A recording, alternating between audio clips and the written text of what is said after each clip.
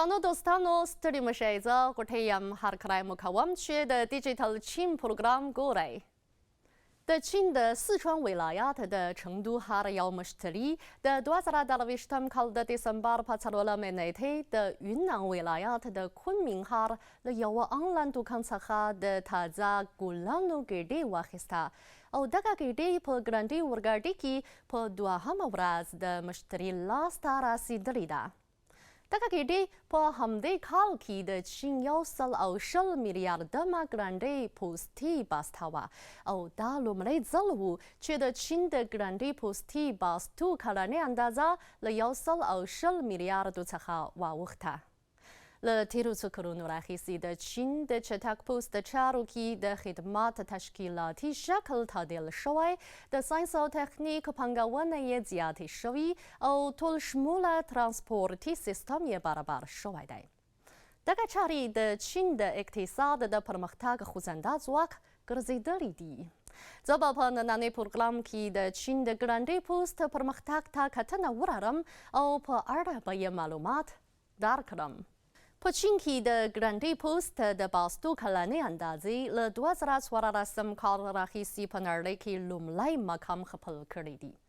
په چین کې د ګرانډي پوست شبکه ښه جوړه شوې د کرښو عمومي اوږدوالی یې 48 میلیونه او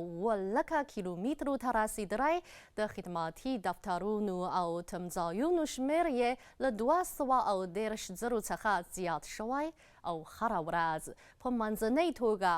700 میلیونو کسانو ته خدمت کوي شمیرې ښیي چې د 2023 کال له مارچ څخه د چین د ګرانډي پوست د باستو میاشتنی شمیر له 10 میلیارډو څخه زیات او د هرې میاشتې منځنۍ ګټې یې له 9 میلیارډو یونو څخه اوښتې دي چې دا رقم په تاریخ کې ساری نه لري د همدې کال په نومبر کې هره ورځ د باستو منځنی شمیر له 410 میلیونو څخه زیات و د ګرانډي پوست د چارو د پرمختګ څخه د چین د اقتصاد با کیفیته پرمختګ څرګندېږي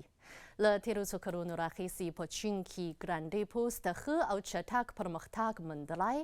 پخوا یې د باستو کلنۍ منځنۍ اندازه 10 میلیارډو ته رسیده او اوس یې د میاشتې منځنۍ اندازه له 10 میلیارډو څخه زیاته شوې ده